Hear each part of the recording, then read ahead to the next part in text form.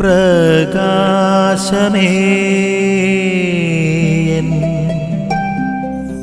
മിഴി തുറക്കുക വേഗം.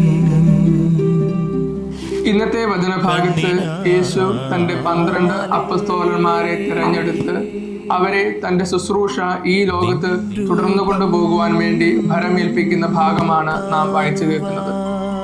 യേശു തിരഞ്ഞെടുക്കുന്ന 12 അപ്പസ്തോലന്മാര് എന്ന് പറയുന്നത് അത് 12 മെത്രാന്മാർക്ക് തുല്യമാണ്.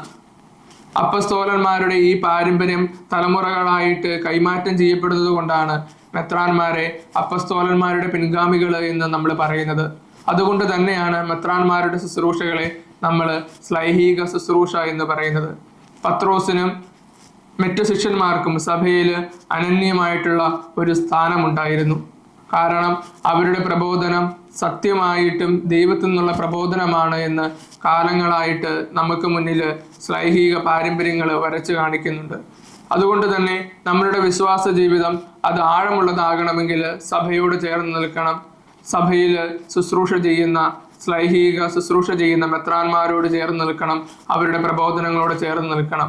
ഇതിൽ നിന്ന് മാറി നടക്കുന്നവർക്ക്, സഭയ്ക്ക് പുറത്തു നിൽക്കുന്നവർക്ക് രക്ഷ സാധ്യമല്ല എന്ന വലിയ ചിന്ത സഭാപിതാവായിട്ടുള്ള തെർത്തുല്യനൊക്കെ വരച്ചു കാണിക്കുന്നത് ഇതിന്റെ അടിസ്ഥാനത്തിലാണ്.